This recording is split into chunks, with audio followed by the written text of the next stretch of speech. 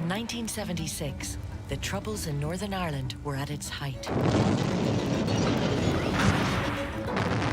Daily bombings and shootings had ripped the country apart, forcing people to retreat to their own communities. But across the sectarian divide, another struggle was building momentum. A community used to hiding in the shadows was gathering to find a defiant voice. Everybody was telling me I was wrong. I was a criminal. I was in a state of sin. We were still pariahs, which is why it was very important for us to change society's attitudes towards gay people. It's a freak of nature. It's not normal. 9 years after decriminalisation in England and Wales, homosexuality was still illegal in Northern Ireland. In the middle of the Troubles, we were now the target for the police because we were not just seeking a change in the law, we were actively breaking the law. This is the story of how a small but extraordinary group of gay men asserted their right to live ordinary lives.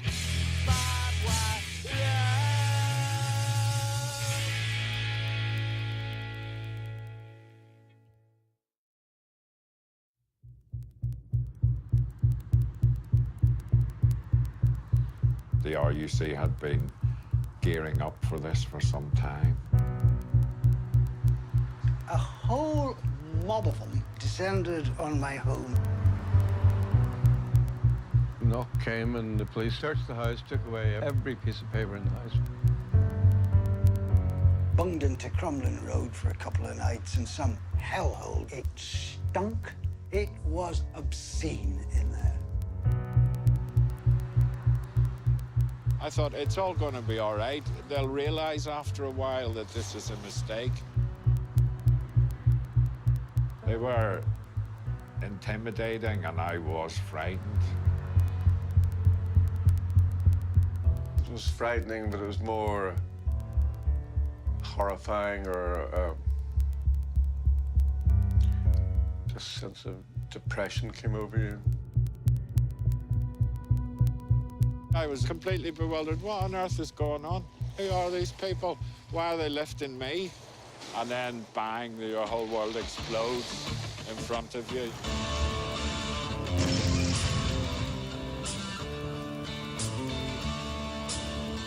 The laws governing homosexuality date back to Queen Victoria. And on the subject, Her Majesty was definitely not amused. In 1976, 22 gay men were arrested in a series of police raids across Northern Ireland. 9 years previously, England and Wales had ruled that homosexuality should no longer be illegal for consenting adults.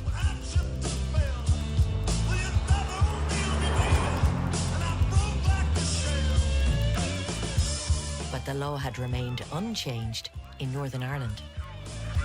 Being out and proud was a dangerous business in this fiercely conservative and religious society.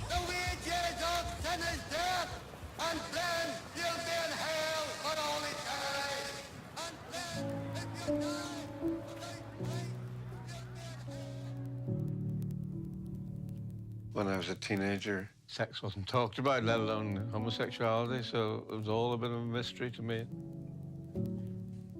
It didn't take me that long to recognize I was gay.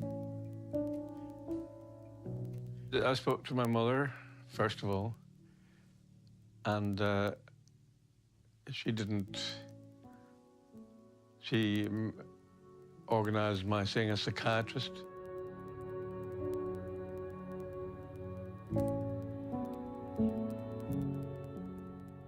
February 74, I started my new job in Belfast. I had discovered a couple of gay pubs in Sheffield, which I frequented, but certainly not out. I don't think I even knew the word out. I was a walking mass of contradictions. I was scared, though I didn't really know why I was scared. I was ashamed, and I didn't really know why I was ashamed, but I knew I was wrong, because everybody was telling me I was wrong.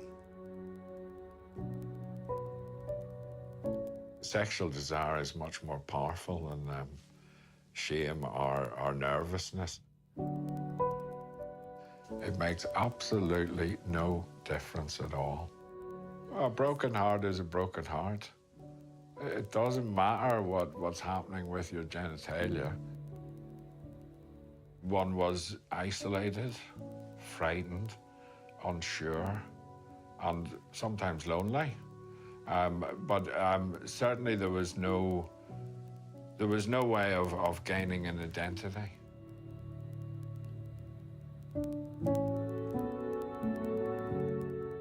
I was just always, it was as if there was a constant mental pain. It was as if it never went away. It gnawed at you.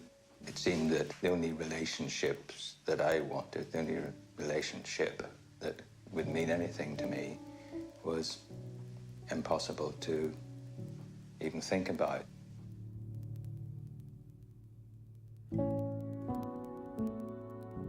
It's hard to describe falling in love. You know, you're a bit high and full of emotions and the excitement of having a sexual relationship with someone. It's all just something special in life. The pretending that we had to do was the way that we dealt with the prejudice and discrimination that we encountered. And that was very stressful.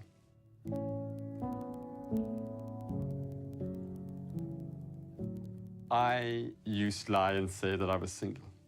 In fact, that's something which endured for many years. This is from Mervyn to me, so it's Valentine, there's no hiding my love. And to C&M, that's closest and mostest. Oh, this is one that I gave to Mervyn, which has got a Valentine, and I kind of like this because it's got two kind of furry creatures, and they're kind of snuggling up, which makes a lot of sense because Mary's called me Snugglepuss. So, dear M, and love me do, I know you do, I love you too, or. So you can see how this doesn't actually say that this is a card from one gay man to another gay man. We just adapted by using initials rather than our full names, even in our own communication. It was great living under one roof. The downside was I knew that we had to be discreet.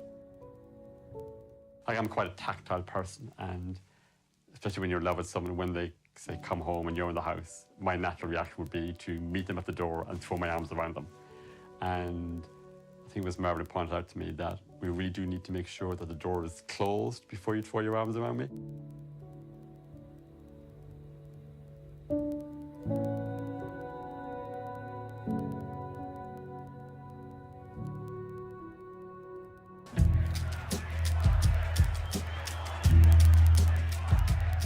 This generation of gay men became inspired by the liberation struggles of the late 60s. Not only was homosexuality decriminalised in England and Wales, but closer to home, the civil rights movement exploded onto the streets of Northern Ireland, demanding equality for all people. In 1972, the Gay Liberation Society was formed. And 2 years later, a group called Cara Friend began to provide friendship and counselling for Northern Ireland's hidden gay community. There was a huge number of people who had never been able to come across the gay community, didn't know it existed, hadn't the courage to do anything about it. So there was a flood, a literal flood of people in that first year or two, a backlog of 30, 40 years of frustrated people, really.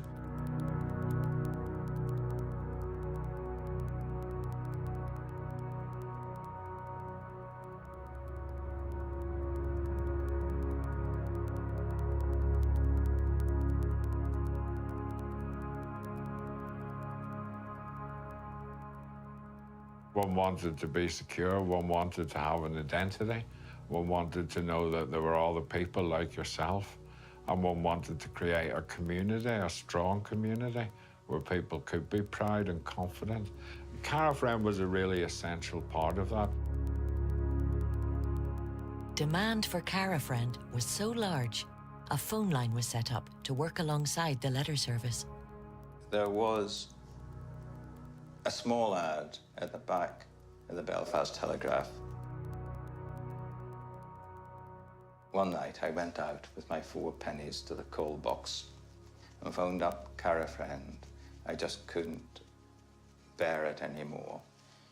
And the telephone was answered by a wonderful woman, Margaret Matchett.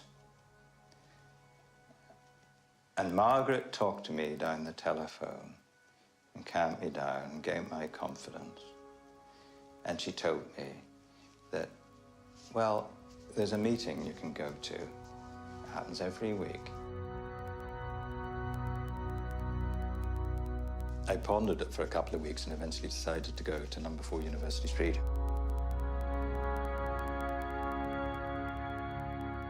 I can't tell you what it felt like doing that, standing outside that door, wondering if anybody saw you standing there.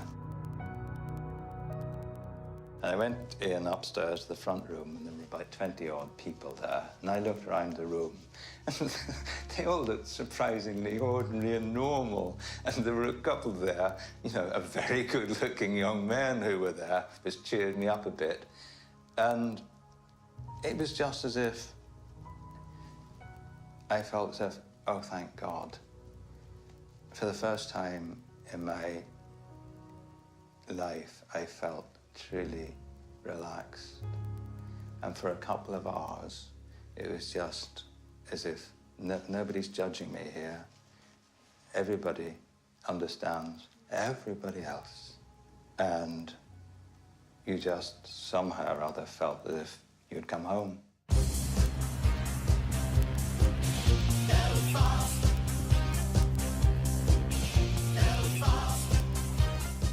Here in the province, there are 70,000 homosexuals, or to put it another way, 1 person in every 20. We didn't even realize just how huge the response would be. We're talking anonymously over the phone. If you ever come to meet 2 of our befrienders. Nothing like it had existed in Ireland before. And at the time, we were using the switchboard at Queen's University in Belfast, and they came to us and said, look, you've got to stop, because it's bringing down our switchboard. There are so many calls. Belfast, it's a country that's changing. Oh, it's a country that's changing. We were pretty brave. Yeah, we were all stopping being frightened at the same time. We were overcoming fear together. It's a world that's deceiving. Homosexuality. Do you know what? Come here. You know, people didn't go out in those awfully dark years of the 70s. This was a time when the whole city centre was blockaded with security barriers and walls, and so you had to go through the army checkpoints to get to the venues. There was maybe brighten up the lives of the army to have somebody in drag go past. We camped it up like it was nobody's business. We danced, we cuddled, we laughed and we sang, and we turned the most boring bloody places on earth into places of great fun and laughter. It was an incredibly cheerful time, and people were very happy, and people were in love, and people were experiencing life as it should be experienced.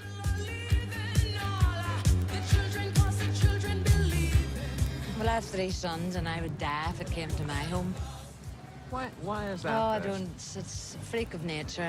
You know, it's not normal. I don't think it's normal, you know. And we were achieving something.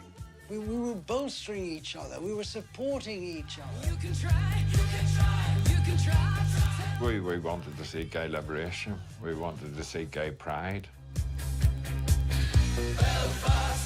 One of the things about sort of churches, you know, particularly in Northern Ireland, people love scripture. But one of the bits that always made me think was that short line, "The truth shall set you free." Well, how in heaven's name can you set free if you're living a lie? Never got that one. No, I have never experienced such closeness with other human beings. I never had siblings, but these people were my siblings. I've never had that closeness with anybody else.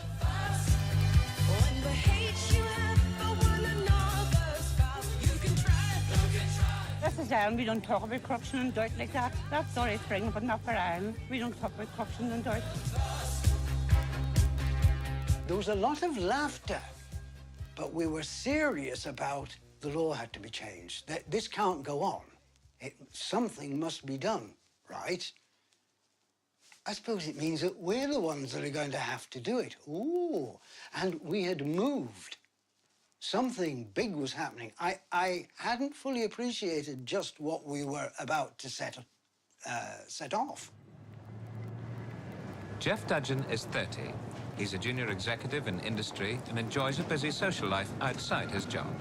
At first sight, he's like thousands of other young men in Ulster, except that Jeff is a homosexual, working actively for homosexual equality and a change in the law, because if he practices his beliefs, he could be convicted in court and sentenced to life in jail. I think I was dedicated to doing something about it. Obviously, it was self-interest, but it was more than that. It was my life mission.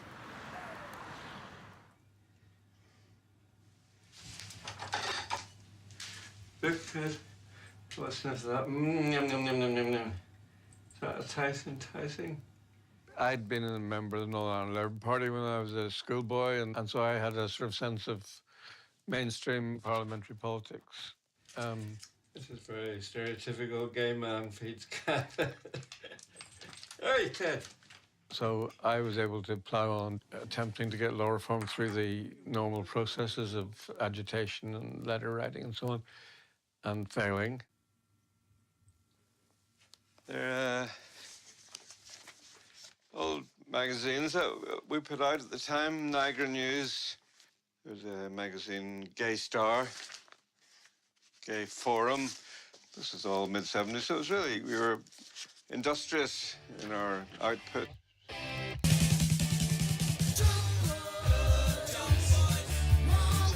At this time, Northern Ireland was under direct rule from Westminster. Bringing the law on homosexuality into line with England and Wales was not seen as a priority by the ruling Labour Party.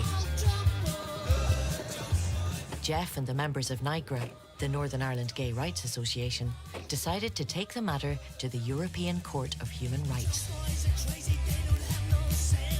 prompting a reaction from the authorities in Northern Ireland. 1976 turned out to be a pivotal year. We just commenced the Strasbourg case, and then we were struck by what became known as the REC police raids.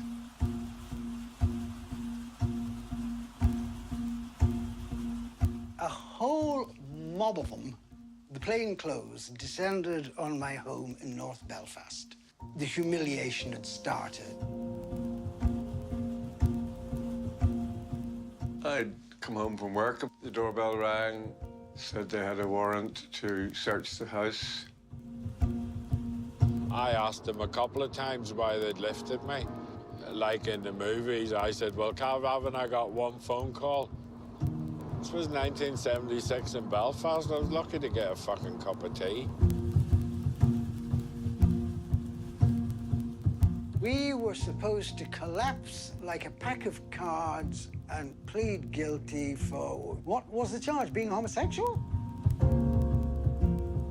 The questioning was all about sex and potential sexual crimes that I may or may not have committed. We could go to jail for life for a crime in Belfast. It wasn't a crime in Liverpool. All right, well, what point in the Irish Sea between Belfast and Liverpool do I become a criminal? They went through my papers in front of me and said, these letters, these are homosexual letters. They seemed to be expecting me to provide information that they could cobble together into an offence. And I started to realize they know nothing. They were more worried about being gay than I was. And so I was able to turn it around and to talk about sexual things and encounter without incriminating myself. And I realized that was making them uncomfortable. And that did change the whole dynamic in my favor. So they began to meet with me and others, a new brand of gay man who said, yeah, I'm gay. What's your problem? Come what may, I was going to fight. I was not going to submit to them. You pig-ignorant peasants with your big bloody guns strapped on your hips. Up yours, was my attitude. How dare you? But I was frightened.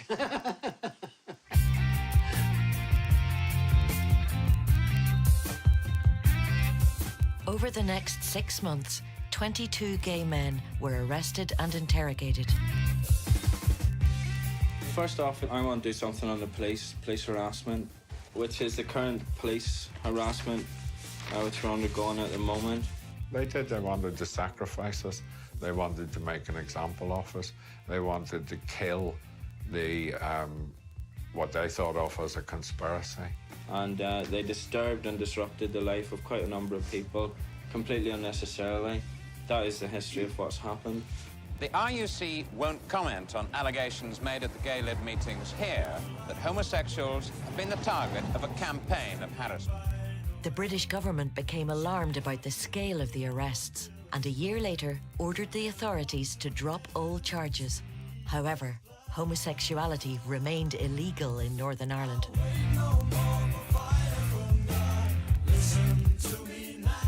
I believe to change the law in Northern Ireland would encourage people to assume that homosexuality is a perfectly natural sexual expression. 9, take 2.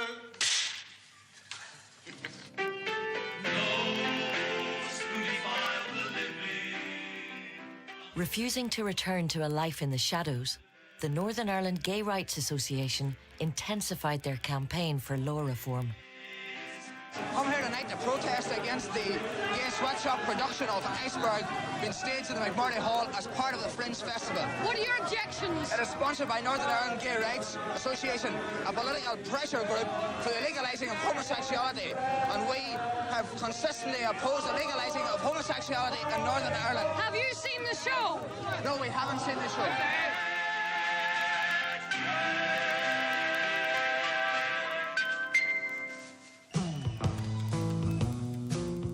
At the time, there was no political force backing law reform. Every single political party was either silent or antagonistic. I recognise that there will be those who point to the high moral standards which people in Northern Ireland enjoy, and who will express fear lest these standards be undermined. We were angry. You know, I was angry. All the people around me was angry. Why is this being done to me? I'm not a criminal. Searching their houses, calling them queer. I don't believe that sort of thing happens here. We're taught proper at home. Why should they have to do things like that? They were hitting the immovable object of Dr. Paisley and what they conceived as the Protestant view.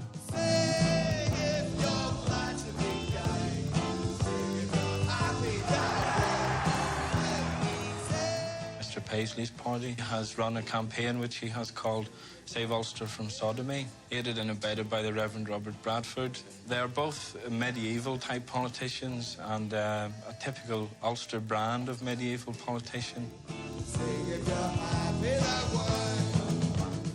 I think people should listen to what God has to say about it. God describes us as sodomy, and that's why he destroyed Sodom and Gomorrah.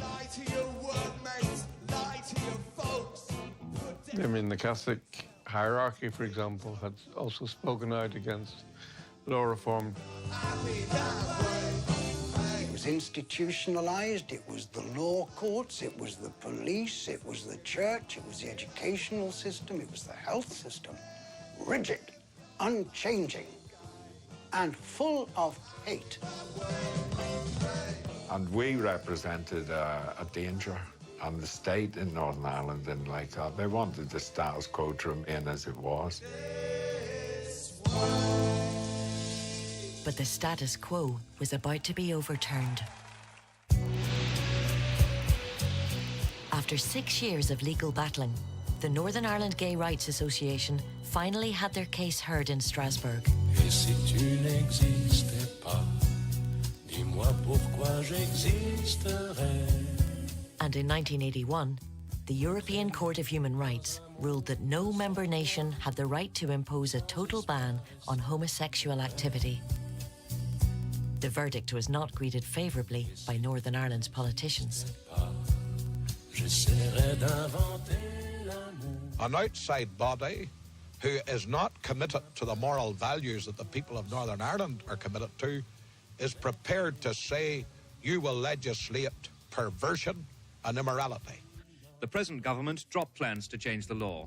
However, if it defies a ruling from the European Court, the UK could face expulsion from the Council of Europe. Homosexual offences, Northern Ireland Order 1982. The purpose of the order is to bring Northern Ireland law into line with the law in England and Wales. To Ian Paisley. Speaker, sir, it'll come as no surprise to this House that I rise to oppose this order. And there are those in Northern Ireland that believe and feel that homosexuality is not only a defiance of human law, but a defiance of divine law. I say this to the Honourable Member for Antrim North and the Honourable Member for Belfast South, who are seeking so absurdly to persuade us that without criminal sanctions, Ulster men would prefer to go to bed with men rather than with their beautiful and their attractive women. Seldom, Mr. Deputy Speaker, does so small a measure touch so deeply the lives of so many thousands of people in the United Kingdom. I myself do not believe that homosexuality is morally wrong, and I do not believe that it is necessarily harmful. Perhaps therefore I have little more to say than that I support this measure with all my heart. The question is that the draft homosexual offences Northern Ireland Order 1982 be approved. Many answer that opinion say aye. Aye. Contrary, no. I think the ayes have it. Clear the lobbies. Order. There was no sort of street party, but it changed things for gay people. It removed them from the status of illegal criminals to the status of regular citizens. Suddenly, nobody could arbitrarily come along at this nightmare that the police were smashing through the window and coming in to grab us. That nightmare of oppression could disappear once and for all. There was lots to do, but that particular nightmare died that day. That was a wonderful feeling. The label of criminal had been removed, but attitudes to gay people didn't change overnight. Children who need to be taught to respect traditional moral values are being taught that they have an inalienable right to be gay. Gay men still faced prejudice and hostility. By this time, I mean, I was so far out. I was meeting myself coming back. But I couldn't get another job because of it. Doors were slamming. No way would anybody employ me. I wasn't interested in pouncing around in a job anyway. There were so many things I had to do, so many places I had to go to, so many men I had to meet. Belfast gave me the kick that I needed. Belfast. What a place to find your liberation, eh? bloody Belfast. God almighty.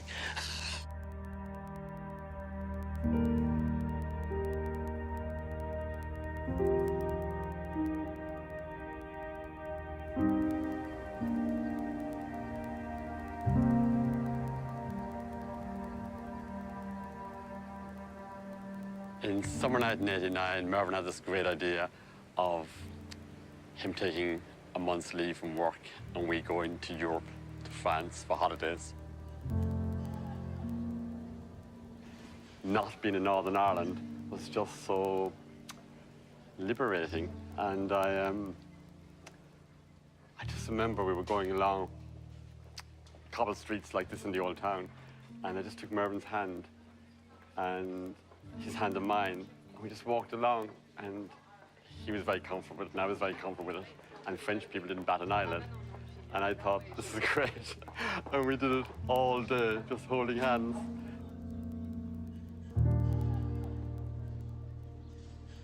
It's the first time we'd ever held hands, you know, in our relationship in public. And walking along the street like this, and Mervyn just suddenly let go of my hand quite abruptly, which, you know, was unusual. And I looked at him and I said, but he wasn't looking at me because he was talking to this couple, an Irish couple, and he didn't really introduce me, which is a bit awkward. And then they were gone, and I said, like, what was that about? And he said, that was so close. You know, they were a couple from Downpatrick. And then I went to hold his hand again, and he said, no. He said, it's not safe, we can't hold hands in public anymore. And we never again held hands in public. But that's just the way life was, I suppose. I wouldn't give a shit now. I'd do it now.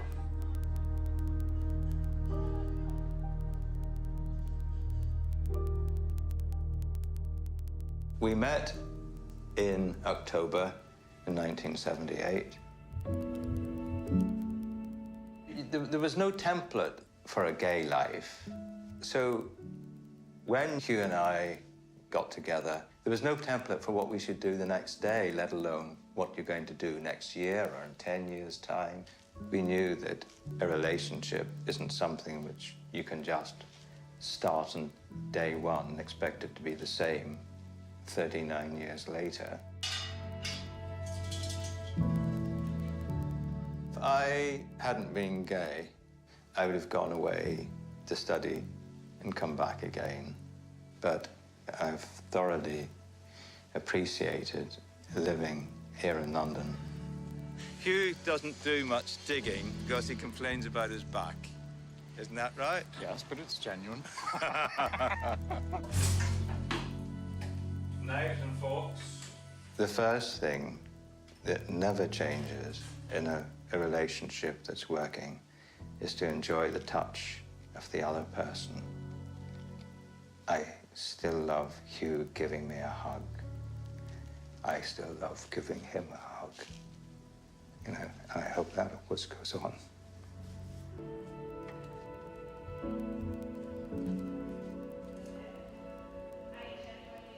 I was elected in 2014 for the first time successfully as a councillor for the Balmoral district of Belfast as a member of the Ulster Unionist Party.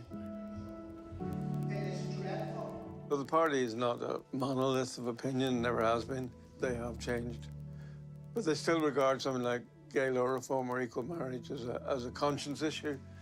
I would regard those sort of things as rights issues. I also like the minutiae of politics, the collegiality of your party group, arguing for things, getting things through. Argument itself is something I've always liked.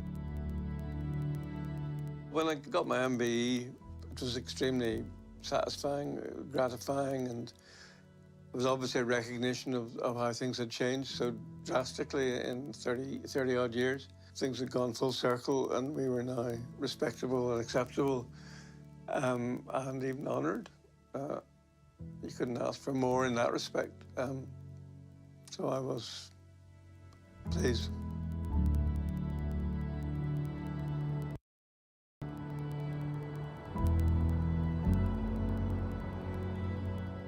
This is only 10 minutes walk by road from the house where Mervyn and I lived.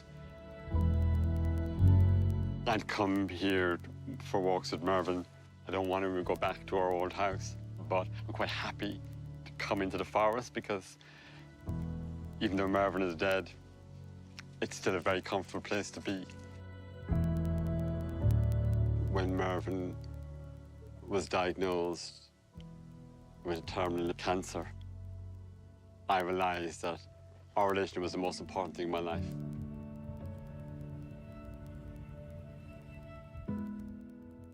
I had at times to hide my feelings of love for Mervyn, and I am never prepared to do that again, whatever people think.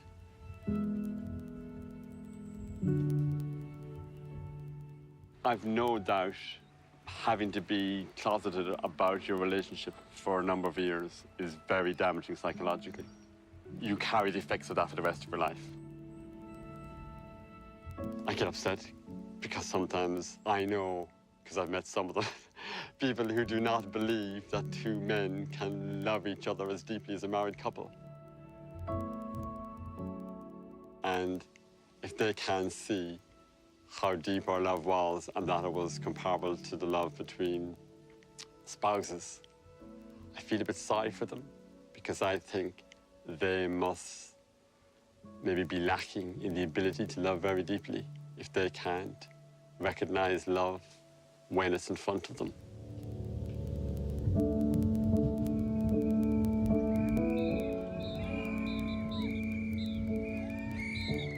"35 years since the decriminalisation of homosexuality, gay people in Northern Ireland are no longer forced to live a life in the shadows. But they still have to fight for law reforms, which others in the rest of the United Kingdom already enjoy. The difference between then and now is incredible. I mean, it's only 9 months ago that I came out to the entire office, and that was because I wanted to open up a bottle of champagne to mark my wedding to Hugh. This is not about religion. This is not about politics. This is a human rights issue. If you are married, there is no pretense. You can say, this is my spouse, this is my husband. Everyone knows there's no subterfuge. It's honest, it's straightforward, it's equal.